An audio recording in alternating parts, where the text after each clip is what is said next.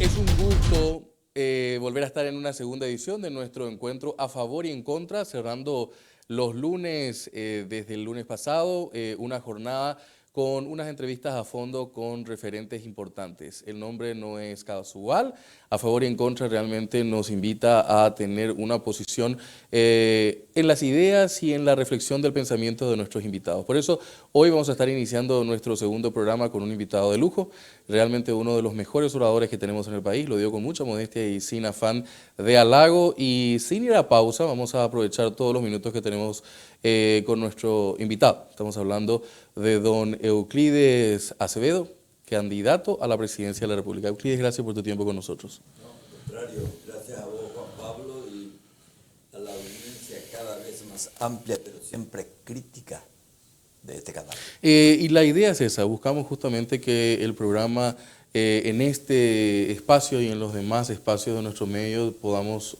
otorgar a nuestra audiencia al fin de la jornada, desde hace una semana, la posibilidad de todos los lunes tener un espacio de reflexión. No hace falta en nuestros medios de comunicación más espacios como estos, Euclides, ¿no?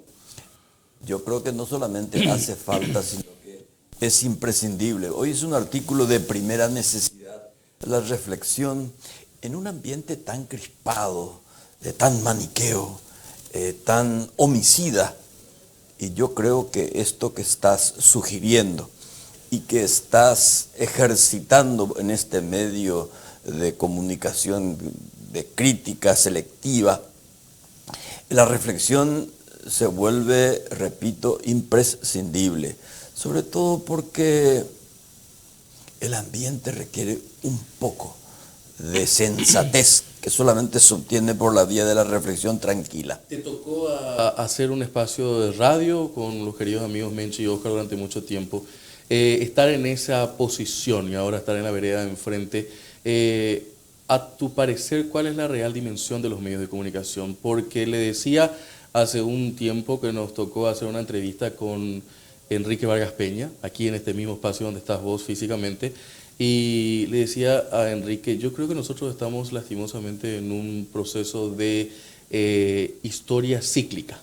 Estamos volviendo al fin de la dictadura y principio de la democracia, donde tuvimos medios encontrados. ¿Crees que estamos viviendo de vuelta lo mismo? ¿Te acuerdas de aquella época de Noticias versus ABC?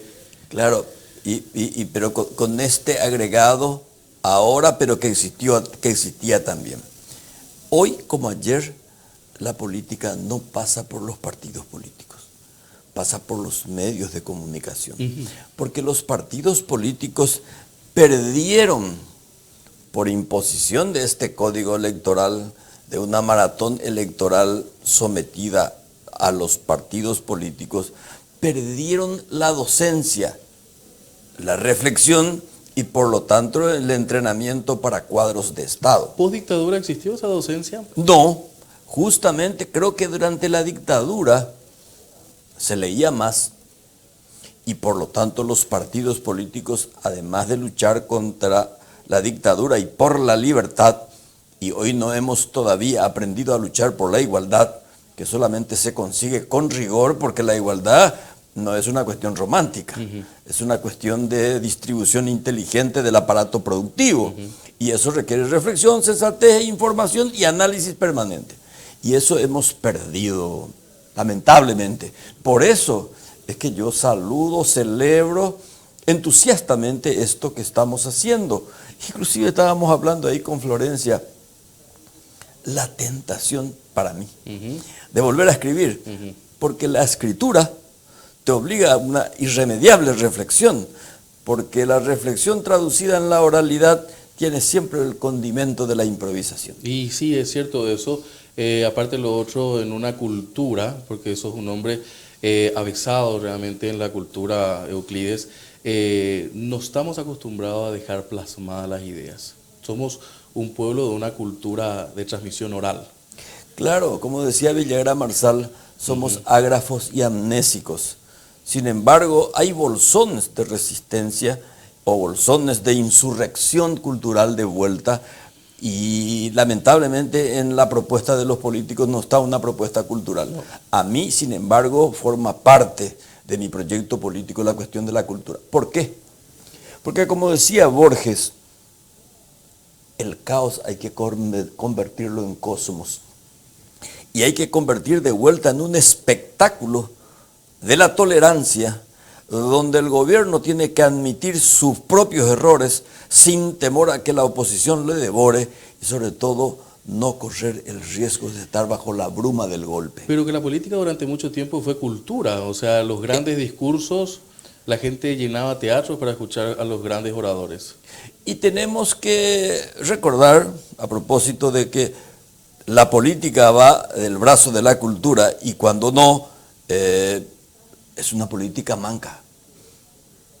¿Premio Nobel de qué era Churchill? Era Premio Nobel de Literatura. No era Premio Nobel de la Paz, que tiene una connotación más política. A Churchill le dieron el premio del Nobel de Literatura, porque era un hombre que la política la tenía combinada armónicamente con la literatura. Euclides, ¿y sabías que la Universidad de Oxford hasta ahora mantiene su primera cátedra, que fue la cátedra de oratoria, como referencia a lo que me estás diciendo? Sí, claro, porque finalmente, ¿cuál es la herramienta del político? La palabra. Pero vos sabés que la palabra es tartamuda cuando no tiene pensamiento. Y el pensamiento es una adquisición cotidiana de ideas que solamente se adquiere por la lectura. Y tengo ahí una interpelación hacia lo que vos estás diciendo, Euclides, desde el punto de vista que yo creo que la ciudadanía también está demandando ante la carencia de encontrar líderes o políticos que les resuelvan su problema. Entonces, llegó un momento determinado donde uno escuchaba historias como, por ejemplo, ya no me puedo más ir a la casa porque ya no me recibe el puntero o el dirigente de base, porque ya no tengo que ofrecerle. Y ahora es como que el que vive en un barrio o vive en una ciudad quiere escuchar ideas. ¿La vieja política está muriendo? Sí, se está muriendo. Y vos sabés que yo eso he notado en esta expedición de mucha ternura y de mucho calor popular que hice en las últimas 4 semanas. Y veo que la gente detesta porque ya la describió, ya la padeció a esa política tradicional. Y nos encontramos con un pueblo, primero, mucho más informado de lo que uno se imagina a través de los medios digital. Segundo, te exige, pero con mucha contundencia, que se le escuche. Y tercero, ya saben muy bien que si le mentís te van a castigar. Te fuiste a escuchar al pueblo. Me fui a escuchar y es una cosa notable. Yo a más de uno le dije, pues yo ayure, hijo, ave, va a ir, me dijo. Pero lo que ustedes me dicen es una cosa que yo tenía programada, ahora ya no necesito. Ahora yo tengo el verdadero programa, porque les escucho y sienten, y no solamente sienten, sino que su propia preocupación va acompañada de la solución que ellos mismos dan. ¿Los partidos tradicionales dejaron de escuchar a la gente? No, los partidos tradicionales creo que fue el error de no escuchar. Y lo que señalaste, los dirigentes fueron sustituidos por los punteros. ¿Verdad? Entonces, los pensadores pasaron a ser una especie de jarrón chino dentro del escenario político tradicional. Por eso nosotros hablamos de esa nueva república, Juan Pablo, y no es una ocurrencia mediática ni de frases, sino que yo creo que nosotros necesitamos refundar el país. Y eso se hace solamente a través del pensamiento, aunque te parezca raro, a través del pensamiento que tiene que traducirse en acción.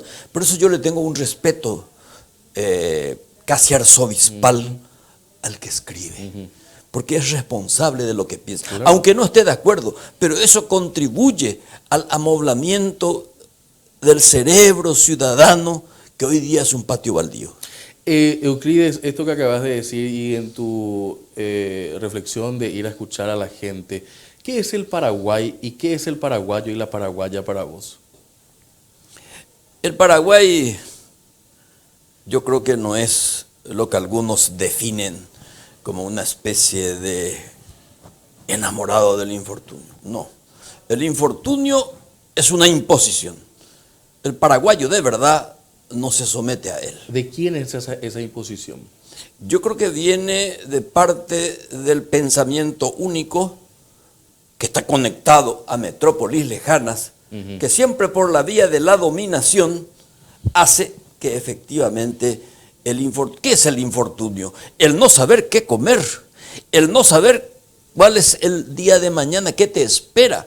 No tenés un horizonte laboral ni cultural. El estar conjurado también. Totalmente. Entonces, yo creo que el pueblo paraguayo, en el fondo, su ADN es el de la sublevación. Este es un pueblo manso, pero no dócil.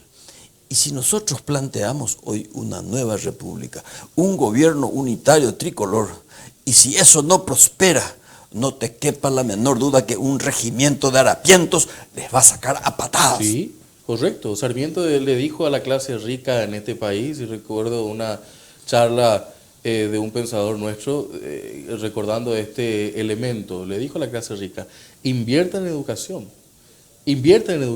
porque si no la brecha de ustedes que tienen mucho, con los muchos que tienen poco, va a ser llenada con la sangre de ustedes. Tal cual, mira, durante la presidencia de Roca, justamente Sarmiento habla de la necesidad de una educación laica, pública, gratuita, justamente para salir de la dominación. Por eso hablo yo de una segunda independencia. Nosotros no estamos independizados aún, Juan Pablo. Y si lo tuvimos en un momento dado, pues vinieron los agentes de siempre. Esto que tuvimos desde el 89 hasta esta parte, ¿qué fue? Una apertura para las libertades, no para la igualdad. Ni siquiera para la democracia. Y Carlos Martini, que es un hombre muy sensato, define muy bien, esta es una democracia electoral, no es una democracia política, porque la ciudadanía no forma parte de los poderes de decisión. Entonces es muy fácil que el representante engañe, supuestamente, y no por mucho tiempo, a sus electores, y no hace otra cosa más que someterlos a la dominación por la vía de la ignorancia y por la falta de igualdad de oportunidades. Como el trato a por ejemplo. Por ejemplo, ese es un estilo, un hábito que refleja de cuerpo entero un estilo que a la gente hoy día ya no le convence. Es más, creo que la gente hasta desprecia profundamente. Euclides, hablemos un poco del tema de la concertación. ¿Por qué no acompañaste la concertación?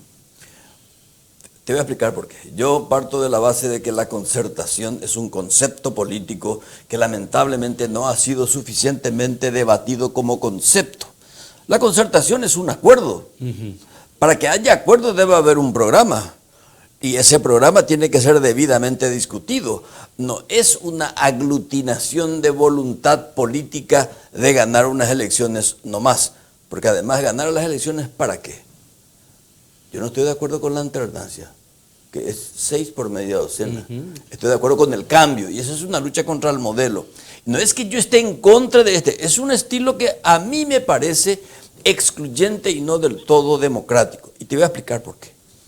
Porque el señor Juan Pablo Fernández, el señor Euclides Acevedo y el señor Atilio Pereira, queremos los tres ser presidentes de la República.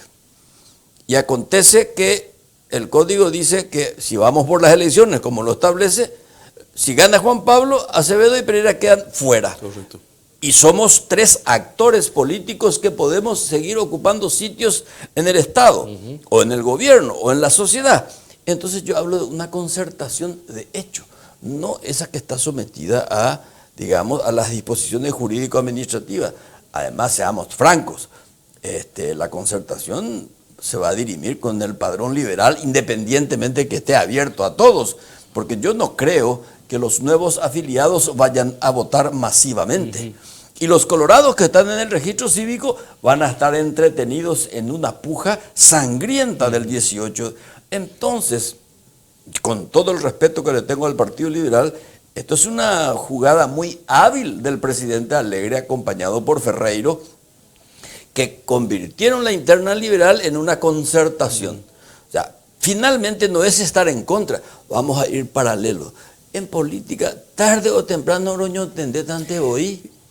Las voces plantean de que podría ser un satélite Euclides Acevedo. ¿Qué le respondes a esas voces?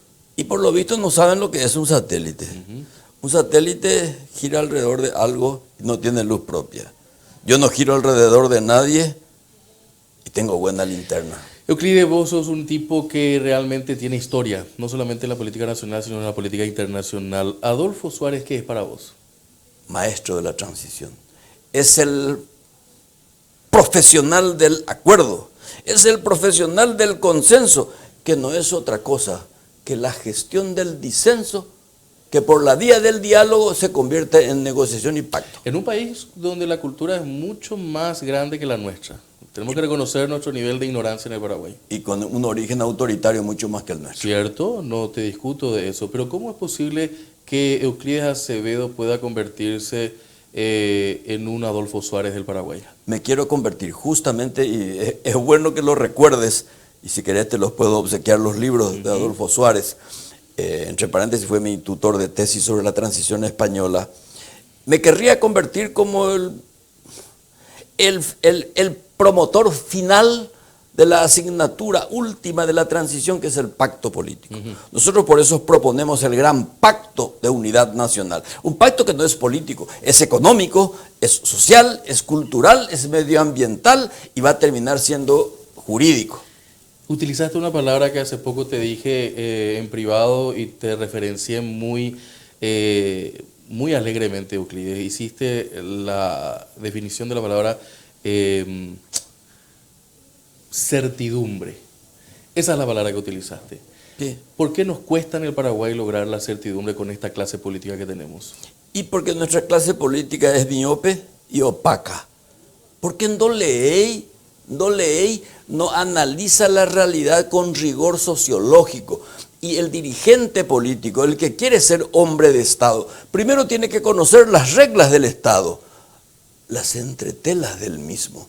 Y por otra parte, conocer cómo funciona la sociedad.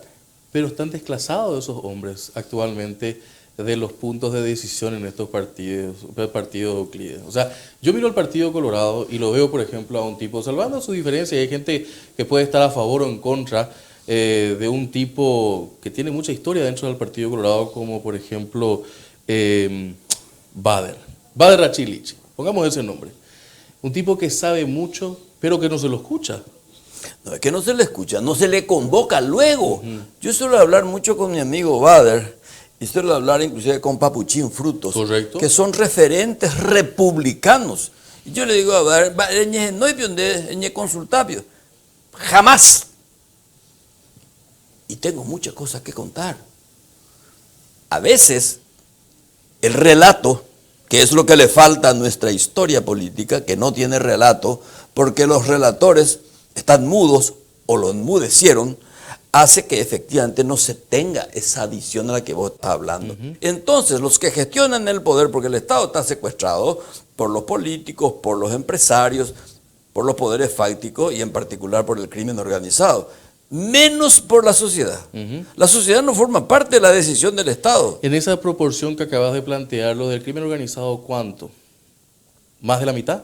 Hoy día, siendo benigno, la mitad. Por eso, nuestra propuesta central gira por la seguridad, porque el Estado está vulnerado, el Estado está infectado. Entonces, esa desinfección supone una medida quirúrgica rajante.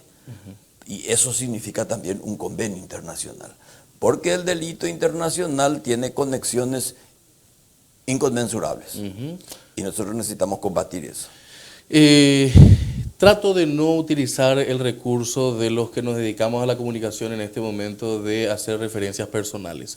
Por eso desde el programa pasado dije ya no más preguntar por fulano y fulano. Me parece que eso no nos lleva a nada. No conduce a nada. Pero sí preguntarte, Euclides, con el corazón en la mano, ¿qué querés para el Paraguay? Que sean felices. ¿Qué es ser feliz? Sentirte realizado, tener la certidumbre de tu futuro. Si uno es feliz es porque uno sabe lo que le va a pasar de aquí a 8 días, de aquí a 1 año. Yo como estudiante sé que de aquí a 6 años me voy a recibir de médico o de abogado. Y sé que el Estado me va a pagar mis estudios de especialización afuera. Y sé que a mi vuelta voy a tener un laburo seguro. Entonces, trabajo seguro, sueldo digno te produce felicidad. Y eso se puede obtener para un país de 7 millones. Este es un país que debería comer 5 veces al día. ¿La plata crees que pueda ser un factor importante para las próximas elecciones? Sí, va a ser muy decisiva. va a ser muy importante. Aquel que dice que puede ganar las elecciones con mero entusiasmo, que va a estar en el campo de la museología romántica. ¿Cómo hizo Lugo en su momento entonces? También con plata. ¿Sí? Sí, no demasiado como algunos dicen, pero tenía, claro que tenía, si no, no ganamos ahí. Hay historias que cuentan, y con esto me quiero despedir, Euclides, porque me parece que es muy importante. Y agradecerte mucho tu tiempo. Ha sido uno de los diálogos más interesantes que me ha tocado tener de un tiempo a esta parte. Formaste parte de una mesa privilegiada en la época de postdictadura y durante todo el proceso de la transición. Jugaban a la generala con el querido don Humberto y con otros referentes de la política paraguaya. ¿Por qué no pudieron en ese momento encontrar el mejor porvenir para el Paraguay? Porque probablemente para algunos les sedujo la inmediatez del poder y la codicia que trae acompañada al poder. Y sin embargo, yo sigo manteniendo buenas relaciones con algunos de ellos, otros ya se murieron y lamentablemente no pudimos construir porque no estuvimos nunca acostumbrados a pactar para el futuro. Somos unos negociadores fantásticos para la táctica, pero no para la estrategia. Y al no tener pensamiento estratégico no hay futuro. Y por último, y esto sí, con esto cierro, ¿crees que la nueva generación de estos jóvenes que van a votar en estas próximas elecciones va a enterrar ese fantasma de la dictadura? No, no creo que entierre, pero le va a aplicar una suerte de respirador que lo van a desenchufar en cualquier momento. Decía, respirador en el sentido de que los hábitos no van a desaparecer de manera automática, pero va a estar con muerte cerebral. ¿La democracia todavía está segura o crees que apeligra en nuestro país? Sigue siendo peligrosa, te voy a explicar por qué. Como decía Alfonsín, si la democracia no te da de comer, si la democracia no te cura, si la democracia no te permite aprender, esa es una democracia que está en peligro y puede ser sustituido por los líderes carismáticos, taumatúrgicos, populistas, demagógicos, dictadores. Tengo un minuto. ¿Cuál es el mensaje que te gustaría dejar, Euclides, hoy? Siempre digo que los mensajes no los puedo dar porque yo no soy ningún Mesías ni ningún profeta, pero sí quiero compartir en este momento de tanta confrontación inútil, estéril, solo la concordia salvará al Paraguay. Gracias, Euclides. A vos, Juan Pablo, y te felicito por este programa. Nosotros hacemos una brevísima pausa. Ha sido realmente una conversación interesante. A la vuelta de la pausa seguimos en la segunda parte. Hoy de A Favor y en Contra va a estar con nosotros el senador Jorge Querey.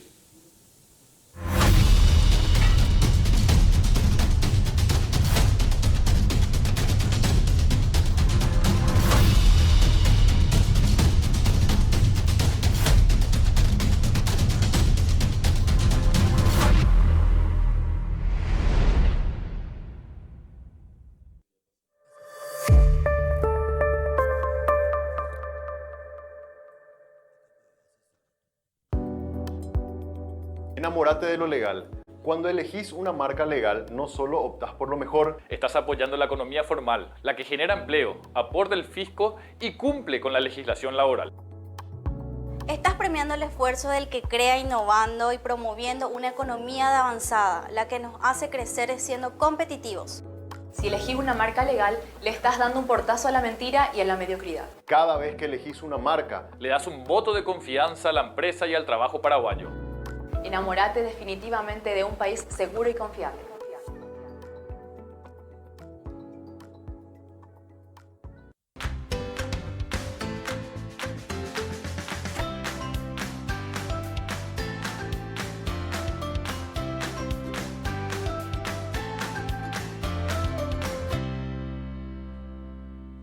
En Electroban Saeca nos reinventamos desde hace 13 años para seguir brindando soluciones a todos nuestros clientes.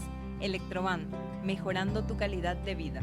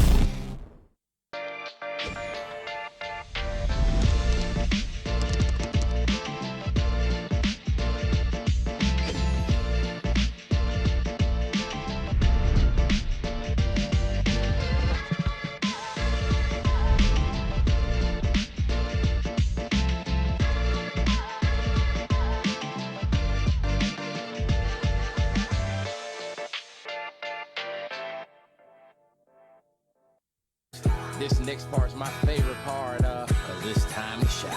Gonna do the two-step, then cowboy boogie. Grab a sweetheart. Estamos impulsando la educación digital contigo. En un mundo cada vez más conectado, buscamos contribuir con la calidad educativa de nuestros niños, niñas y jóvenes, dando acceso a un mundo de oportunidades a través de la tecnología, promoviendo el uso responsable y seguro de Internet y las redes sociales, trabajando para que nuestros maestros adquieran nuevas capacidades y que mediante la tecnología enriquezcan sus clases, enfocándonos también en las mujeres para que potencien sus emprendimientos y desarrollen su liderazgo apoyándose en la tecnología, y capacitando a niños y adolescentes para las habilidades que demandará el futuro, con el compromiso de seguir impulsando la educación digital contigo. Entérate más en tigo.com.py.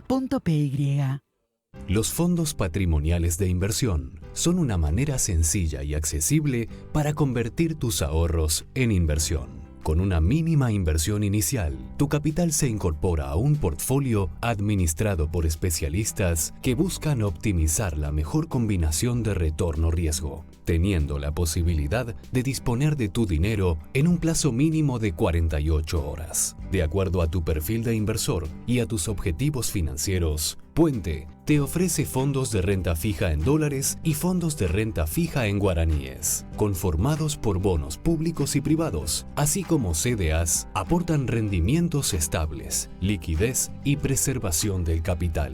Con el asesoramiento de nuestros especialistas, invertís en el fondo que más se ajusta a tus necesidades, accediendo a reportes y análisis que te ayudarán a tomar las mejores decisiones. ¿Estás listo para convertir tus ahorros en inversión? Ingresa a puentefondos.com.py y abrí tu cuenta. Puente, administradora de fondos patrimoniales de inversión, Sociedad Anónima. El dinero que quiero, al paso que quiero, tengo lo que quiero. Ya no hay que esperar. El dinero que quiero, al paso que quiero, en el Banco Continental. Alcanzo mis sueños y voy por más. Y paga la primera cuota a los 60 días. Llama al 419-3000 o ingresa a bancontinental.com.py. Continental, inspirados en la grandeza paraguaya.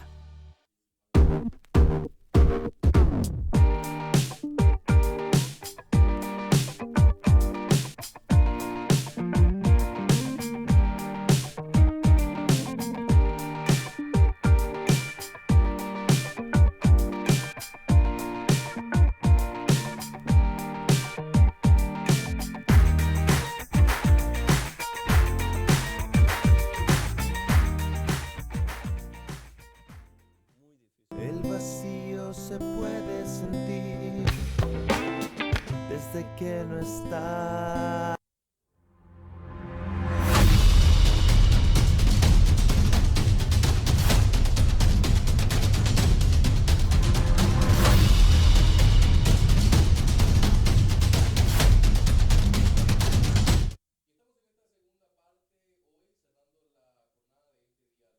Iniciamos la semana y estamos en el espacio a favor y en contra, ya en este segundo bloque con el senador de la Nación, don Jorge Querey. Vamos a hablar con él en breve sobre algunos temas vinculados a la Comisión Bicameral de Investigación, cómo van los avances, pero aparte de eso también alguna reflexión sobre este proceso político que estamos teniendo en la actualidad. Antes de ir a la entrevista, quiero compartir con nuestra audiencia también la placa.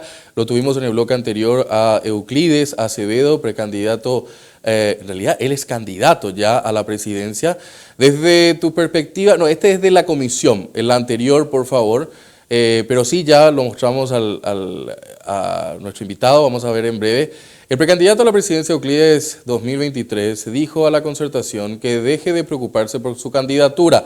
Ante los comentarios de que podría ser satélite de otro partido, eso es miopía política, es resentimiento social. Fue lo que respondió. ¿Cuál es tu postura? ¿A favor? ¿En contra? Y ahí podemos ver justamente la encuesta, la gente que participó. Tenemos más de 100 personas que han participado. Y empiezo la entrevista con nuestro próximo invitado. Vamos a ver la encuesta ya, justamente para que empecemos con esto, por favor, la referencia a lo que es esto. Desde tu perspectiva, la Comisión Bicameral de Investigación, que indaga los casos de lavado de activos, debe recurrir a estadios judiciales para obtener información sobre el financiamiento de los órganos a ser controlados. A favor, un 73,7% y en contra, un 26,3%. Tengo entendido que ya lo están haciendo y están haciendo algunos requerimientos. Senador, gracias por su tiempo con nosotros. Bueno, muy buenas noches, Juan Pablo. Gracias por la invitación. Sí, estamos ya en el trabajo de los requerimientos correspondientes, pero es importante entender un poco el sentido de la bicameral, ¿no? ¿Qué es lo que se busca ahí? O sea, hay que entender de que una comisión parlamentaria, y en este caso la bicameral, que tiene un rango superior incluso porque es constitucional, no es un organismo acusador. Es decir, no define quién es inocente, quién es culpable, no acusa, ¿verdad? De lo que se trata es de preparar un informe para el Pleno del Senado y de Diputados, ¿verdad? Para el Congreso Nacional, que nos permita como poder político entender qué está ocurriendo sobre una situación determinada con la mayor cantidad de información posible, lo más rigurosa y seria posible. Esa tiene que ser la clave diferencial de la cuestión. Cada frase, siempre digo esto, cada frase que se ponga en ese informe tiene que tener el respaldo de un documento o de una información otorgada por una de las personas, una de las instituciones que ha ido a, vamos a decir, a informarnos en la reunión. Senador, te ha tocado ya estar en una comisión previa. ¿Cuál es la diferencia entre la anterior y esta? Yo creo que tengo que admitir de que cuando... Puedo contarte una anécdota. Por favor. Tengo 30 segundos. Para eso estamos. Para las anécdotas. Fíjate vos que cuando asumo recién la senaduría, ¿verdad? El curul, recuerdo que me dice, bueno, hay que dividirse un poco esto, estamos en la bancada, aquí se formó una bicameral para este caso Messer, que estaba en ese momento muy sonado, etcétera, etcétera. ¿Por qué no te haces cargo vos? Me dice, ¿verdad? Uno de los colegas de mi bancada. Y yo le digo, pero espera un poquito, ¿y cómo se opera esto, etcétera, etcétera? No, se redacta un informe y después se presenta, nada más que eso. Ah, bueno, yo dije, ¿verdad? Perfecto, no hay problema, si es así, acompaño, no es... Y agarro, pero los médicos tenemos una cuestión importante. Nos otorga método nos otorga.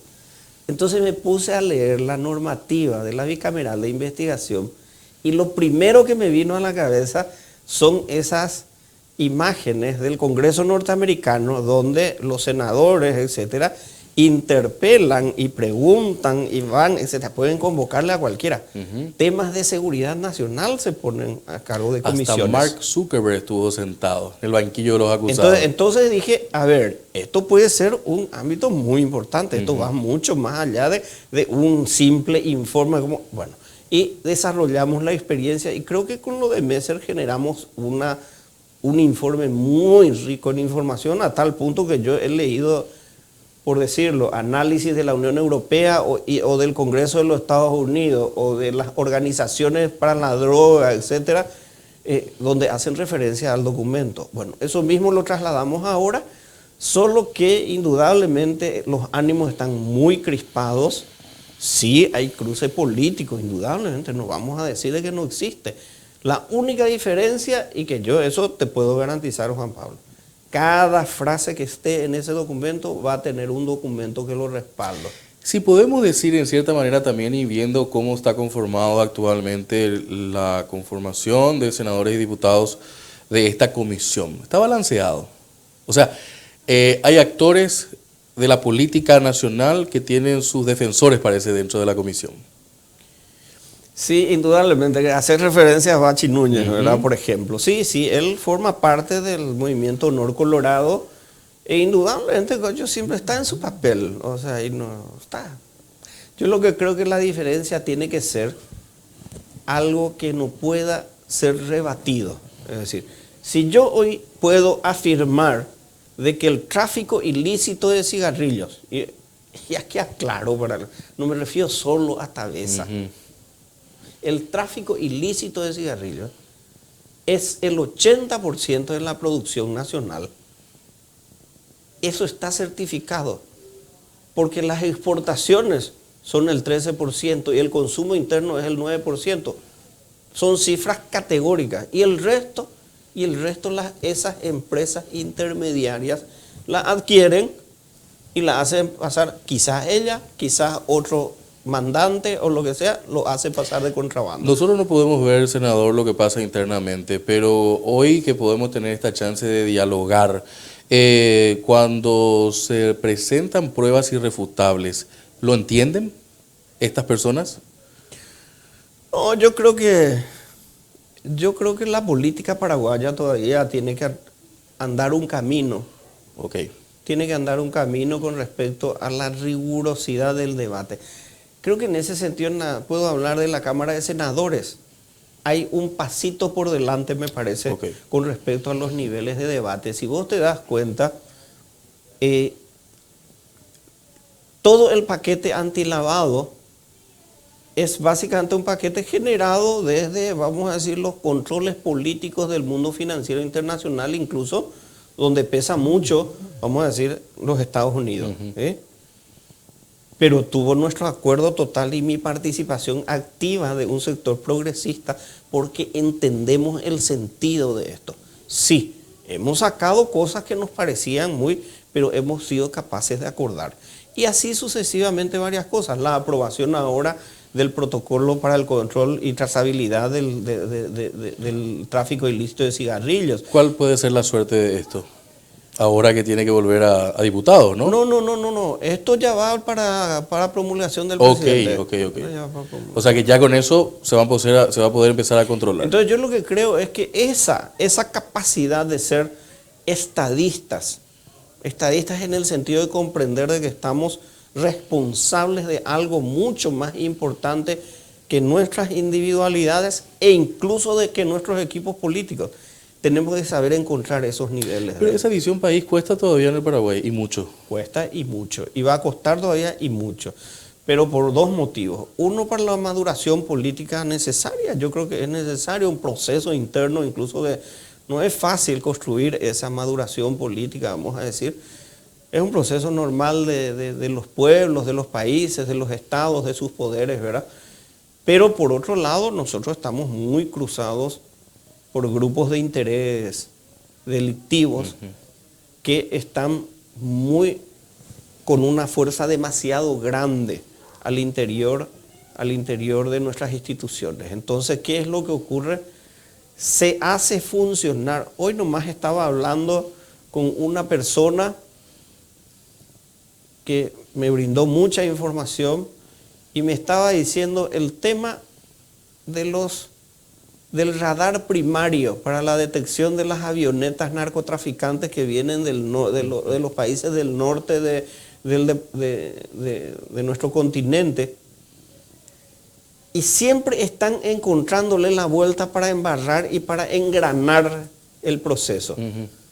Incluso están aprobados en algunos presupuestos y sin embargo se los traba ahí en los procesos internos, se va trabando, ¿verdad?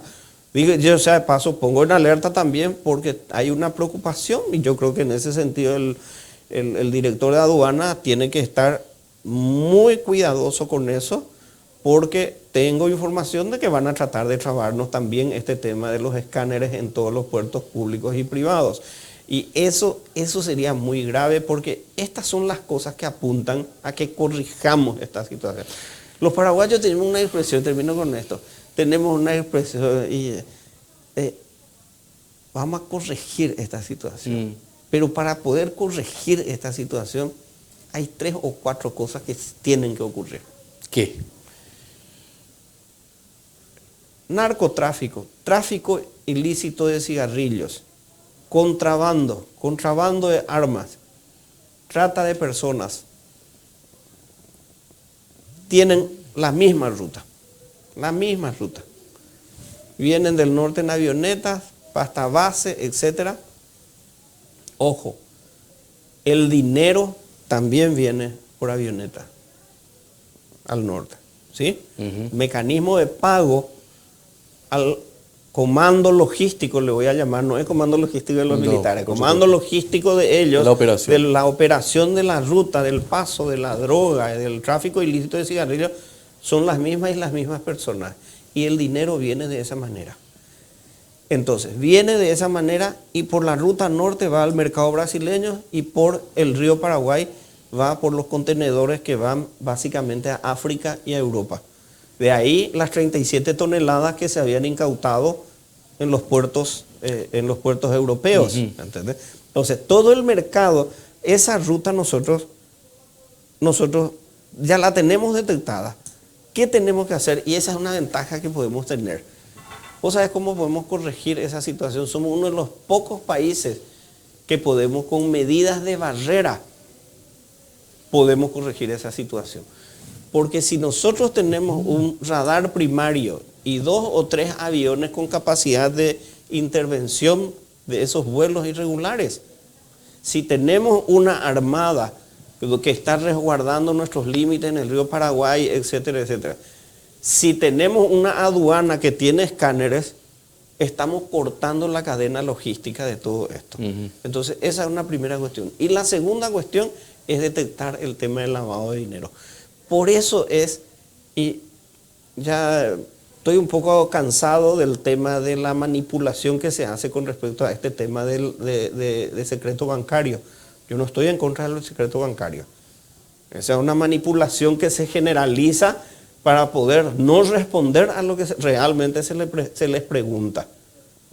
Yo te voy a decir una cosa, yo a Beltrán lo conozco y lo respeto, ¿verdad? O sea, era mi compañero de escuela, dicho sea de paso, Beltrán Maki, ¿verdad? De Asobam, ¿verdad? Asimismo, la gente del Banco Central tiene un prestigio de que eran técnicos muy sólidos, etcétera, etcétera. Pero ahí hay dos cosas. Uno, no pueden estar fuera del control de todo. No puede ser que no tengan un control. La constitución del Estado se funda en el control mutuo. Alguien tiene que controlarles. No puede ser que no se les pueda controlar.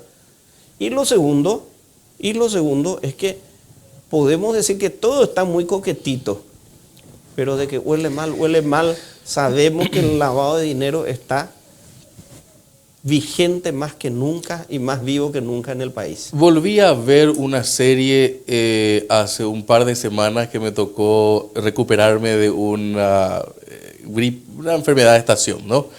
Y en esos días dije, voy a volver a ver Un Mecanismo. Referencia es una serie en Netflix que habla justamente sobre lo que fue la investigación en el caso Lavallato. Así es. ¿Cuánto de eso es cierto en nuestro país?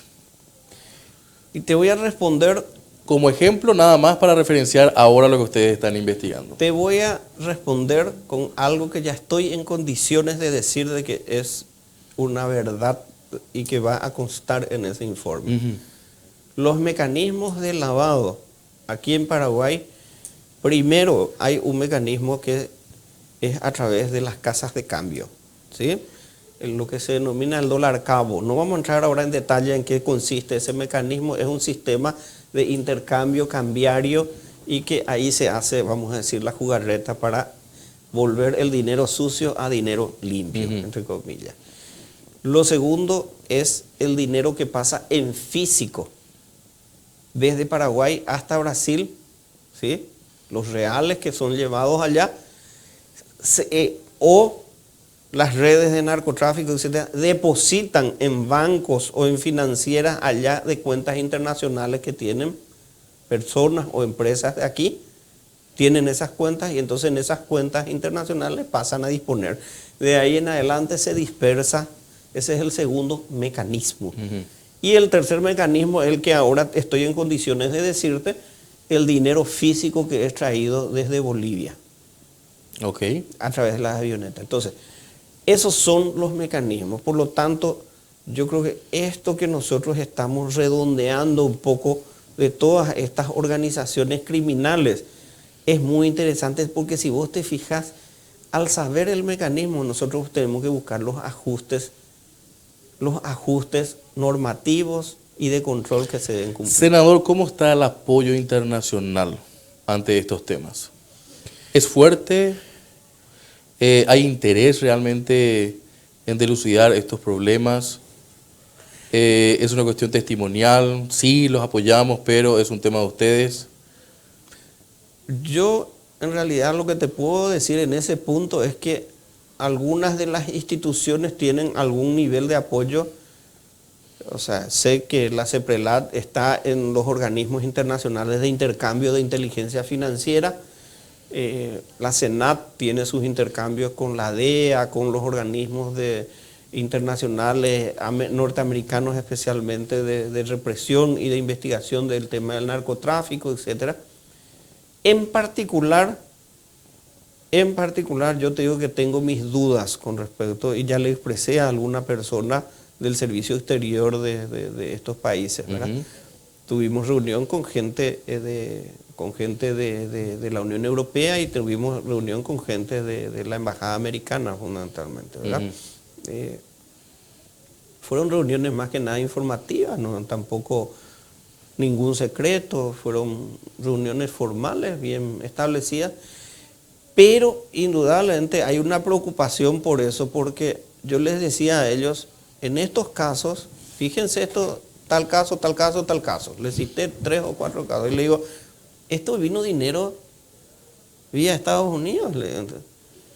Y el sistema SWIFT es un sistema de intercambio y los norteamericanos normalmente aducen territorialidad cuando pasa por su sistema. Entonces le digo, ¿cómo es posible que esto siga vigente de esta manera? ¿Qué respondieron? Y no hubo una explicación satisfactoria desde mi punto de vista, ¿verdad? Y yo respeto, ellos tendrán sus políticas y sus intereses.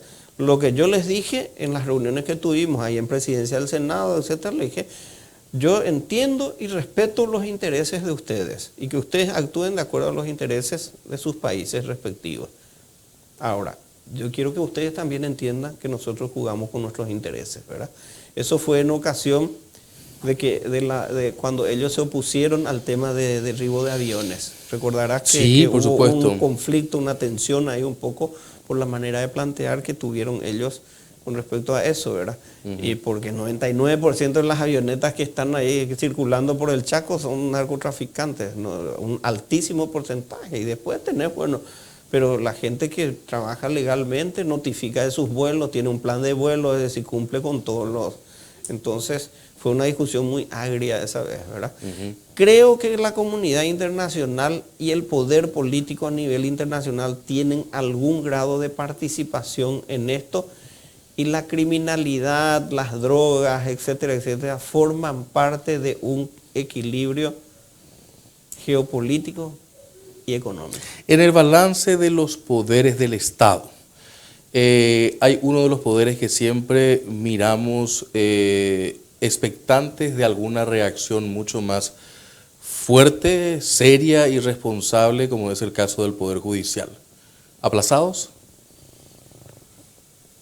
Me gustaría no calificar ahora por lo siguiente nomás. No porque no tengan una nota baja, sino que porque creo que hay algunas señales que pudieran ser positivas y hay que valorarlas, ¿verdad? Yo valoro muchísimo lo que ha hecho estas juezas, las 3 mujeres juezas, que cómo trataron el tema de González Daer.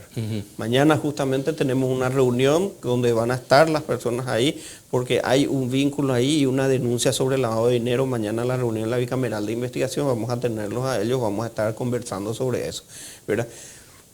Pero esa me parece una señal positiva. La otra señal positiva que tenemos la expectativa de ver un poco es que cómo en realidad operan los nuevos ministros.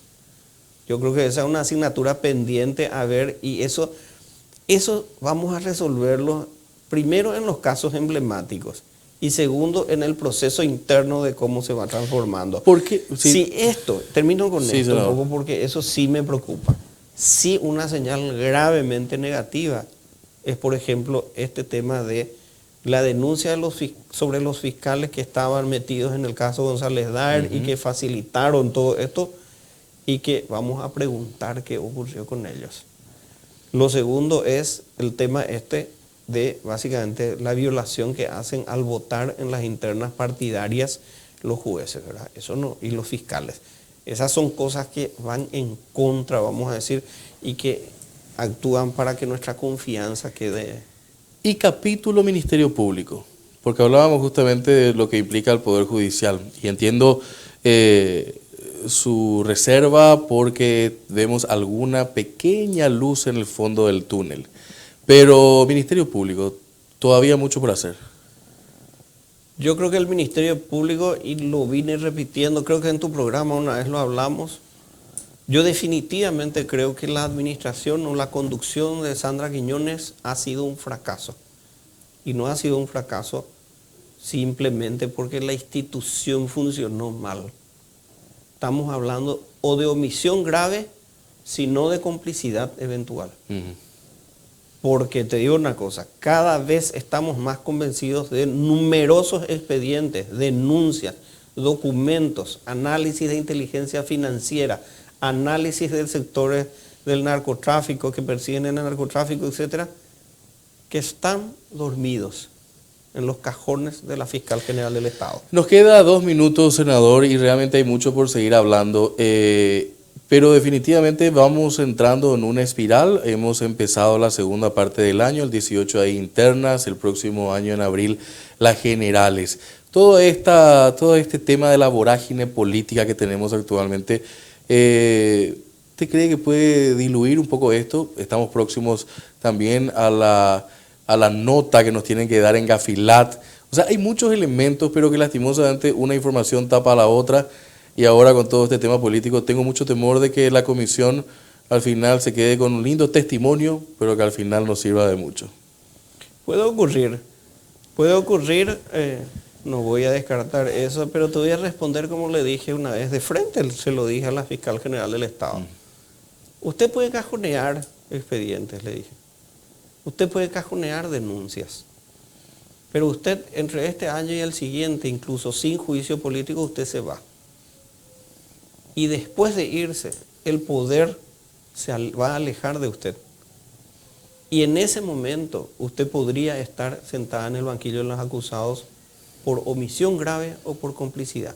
Entonces, este tipo de tareas, de trabajos que hacemos, que parecieran que de repente pueden terminar en el lopareí, en nuestra jerga folclórica, te voy a decir una cosa, va a depender del poder político y de la nueva conducción de la Fiscalía que devenga en los próximos meses. ¿Satisfecho con lo que ya vino trabajando en este corto tiempo de esta nueva comisión? ¿O qué le hubiese gustado mejorar? No, yo estoy satisfecho con lo que estamos haciendo. Creo que tenemos mucho por hacer todavía, mucho trabajo tenemos. Vos no te imaginarás el nivel de procesamiento que hay que hacer de información. Recién ahora nosotros estamos teniendo todos los retornos. Imagínate que hay un expediente de Senavico que consta algo así de 2.000 hojas, te voy a decir. Hay otro expediente de diferentes temas. Estamos esperando la validación de los documentos que se filtraron, no sé si de la Fiscalía o de Ceprelat, pero que circuló por los medios de comunicación, etcétera. Y estamos esperando los documentos oficiales para validar esos instrumentos, esos documentos que fueron de circulación pública, vamos a decir. Y lo otro es que tenemos documentos de acceso abierto. Te doy un ejemplo. Documentos del Ministerio Público Federal de Brasil, que son investigaciones internas de Brasil, pero ellos lo suben todo a sus plataformas, ¿sí? Y donde ellos, todos sus procesos, por ejemplo, de escuchas telefónicas, etcétera, etcétera, están en esos documentos, y ahí hacen referencia a Paraguay y a quienes son los operadores responsables de... Información abierta. Así es, información abierta. De modo que eso, cualquiera que quiera puede entrar ahí, entra al Ministerio Público Federal de Brasil y puede leer toda la documentación. Senador, con esto me voy a despedir agradeciendo su tiempo porque ya llegamos a la hora de nuestro espacio aquí a favor y en contra. Pero con esto sí me parece interesante cerrar la nota. ¿Menos asustado o más asustado que la investigación anterior? No, la otra vez yo creo que... Le tenía más con un sentimiento de preocupación en la anterior. En este está como más relajado, senador. No, yo creo que estoy pasando, en lo personal, ¿verdad? Estoy Ya está más baqueteado, ¿no? Uno, estoy más baqueteado y espero un poco más sabio. Ajá. Gracias, senador. A vos. Nosotros vamos despidiendo nuestro espacio hoy a favor y en contra. Realmente ha sido una cita interesante de compartir el análisis hoy al inicio de semana, cerrando nuestra jornada. Mañana bien temprano estamos de vuelta con ustedes aquí en nuestro rotativo 5D. Y para lo que resta de la jornada, esperemos que hayan tenido una agradable posibilidad de escuchar estas ideas de nuestros dos invitados en el programa de hoy. Don Euclides Acevedo, candidato a presidente de la República, y el senador Jorge Querey comentándonos los manejos de cómo están llevando adelante esta investigación en la Comisión Bicameral de Investigación. Por supuesto, al despedirnos, les deseamos buenas noches y buena suerte.